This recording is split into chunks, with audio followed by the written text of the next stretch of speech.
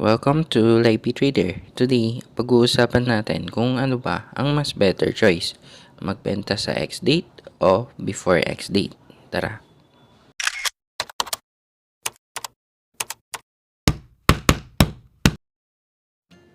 Tingin nyo guys, anong mas maganda, magbenta sa X-date o before X-date? So, para malaman natin, i-compare natin yung data ng pagbenta before X-date sa pagbenta sa X-date.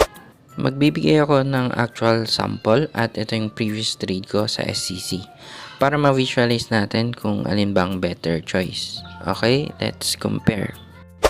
Let's say si Trader 1 bumili ng SCC shares sa price na 16.22 pesos with 4,200 shares. Nag-anticipate si Trader 1 na baka magkaroon ng price appreciation. Kaya bumili ito 2 months ahead of time bago mag-declare ng dividends. At fortunately, nagkaroon ng price appreciation at binenta niya ito sa price na 29.73 pesos. Binenta niya ito before X-date, kaya hindi siya entitled sa dividends. Kaya ang kabuuan na kinita ni Trader 1 sa price appreciation ay 55,432 pesos. Ngayon naman, i-compare natin kay Trader 2. Same sample na buy price is 16.22 pesos with 4,200 shares. Holding period is 2.5 months. Ang kaibahan lang, binenta ni Trader 2 yung shares niya nung X-date. Meaning, entitled si Trader 2 sa cash dividends. Nabenta ni Trader 2 ang shares niya sa price na 27.80. Nag-base ako sa opening price ng X-date at kung mapapansin nyo, nag-gap down yung presyo. Madalas nangyayari ang gap down sa X-date. Kaya nung binenta ni Trader 2 sa 27.80, kumita na lang ito ng 47,390 pesos sa price appreciation. Pag-usapan naman natin yung cash dividends. Ang cash dividends ni SCC that time is 1.75 per share. So, multiply natin sa 4,200 shares na hawak niya. Kaya ang total dividends na matatanggap ni Trader 2 ay 6,615 pesos. Binawas ko na dyan yung 10% tax sa dividends. Kaya kung susumahin natin yung kinita ni Trader 2 sa price appreciation na 47,390 at cash dividends na 6,615, ang total na kinita ni Trader 2 ay 54,000 pesos. Si Trader 1 kumita ng 55,432 pesos while si Trader 2 naman kumita ng 54,005. So for this example, it shows na mas better mag-sell before X-date. Mas mataas ng 1,427 yung kinita ni Trader 1 compare kay Trader 2. And if you're wondering naman kung ano yung pinili kong action since this is an actual trade, no? I sold it before X-date. Please take note na case-to-case basis pa rin to, kaya magbibigay pa ako ng isa pang example. Pero bago tayo mag-proceed sa next example, alamin muna natin yung pros or benefit sa pagbenta before X-date. Based sa example, pag nag-sell ka before X-date, una, makukuha mo na agad yung gain mo. Pangalawa, pwede mo nang ibili ng bagong stock yung kinita mo sa price appreciation. Unlike pag nag-sell ka sa X-date, mag-aantay ka pa ng payment date, no? And it will take like 2 to 3 weeks, I guess, bago bayaran. So, sayang kasi yung waiting time, especially kung nagkaroon ka ng buy signal kunwari sa ibang stock. Let's try another example and this time walang price appreciation.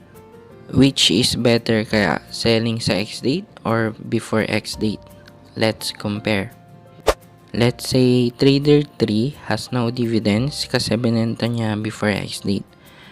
Trader 3 bought MEG sa price na 2.02 pesos with 66,000 shares. Umabot ang holding period niya ng 3 months. Trader 3 sold it at 2.01 pesos. Nagbase ako sa closing price ng candle before X-date. Trader 3 sold it at a loss and took a total damage of 2,513 pesos. Let's compare naman sa trader na nagbenta sa X-date. let's say trader 4 bought it also at 2.02 pesos with 66,000 shares. Same sample lang, ang difference lang ay binenta ni trader 4 ang shares niya sa ex-date.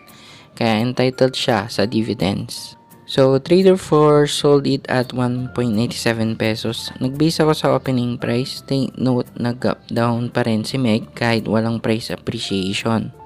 Kaya ang damage na natanggap ni trader 4 sa price depreciation ay 5,130 pesos. So, hindi pa yan yung total damage kasi dideduct pa natin yung cash dividends na matatanggap niya. Ang dividends ni Meg ay 0.0659 per share. Multiply natin sa hawak niyang shares, so 66,000. Kaya ang total na makukuha na cash dividends ni trader 4 ay 3,920. Yung cash dividends na 3,920, ibabawas natin yon sa damage na natamo niya sa price depreciation na 5,130. Kaya ang total damage niya ay 1,210 na lang.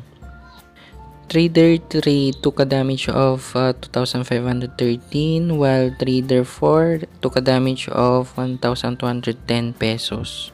Based sa sample na to, mas better ang pag-sell sa ex-date. Since this is an actual trade, no? If you'll ask, anong move ang ginawa ko? I didn't sell my shares at hinold ko lang yung hawak kong shares. Meaning, makakatanggap ako ng cash dividends since hawak ko pa rin yung shares ko. With the given examples, ano sa tingin nyo guys ang better choice? Sell before ex-date or sa ex-date? Tingin nyo guys. Sa first example, mas malaki ang kinita ni trader 1. Si trader 1 binenta niya before ex-date. At sa sample na to merong price appreciation.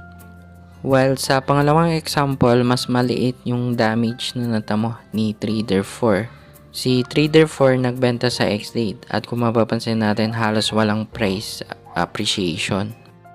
So, in my opinion, in my trading style as a mid-term and conservative trader, for me, dividends is just a bonus na lang eh.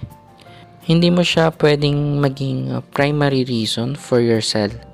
Pwede siguro as a guide, no? And when I'm studying this topic, I realized na ang primary basis pa rin ay ang iyong trade plan.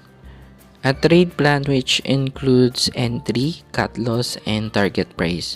So, in the end, yung trading plan mo pa rin ang masusunod. Kaya always follow your trade plan, no? With regards naman sa target price, I think kailangan mag-adapt nung target price, no, sa price action. And disclaimer lang guys na this study is based on my preference, no? My answer might be different with others, especially sa mga long-term investors, sa dividend investor, they might have different answer. Kaya dapat kilala mo ang sarili mo at alam kung anong klaseng trader ka. Kasi what matters most naman, kahit ano pang approach mo, basta kumikita ka, goods yan. At kung sa palagay mo hindi nagwo-work yung strategy mo or let's say hindi kumikita, then mag-try ka ng ibang strategy at huwag kang matakot na mag-experiment. At huwag ka rin matakot magtanong, no? Dahil dyan tayo natututo sa pagtatanong.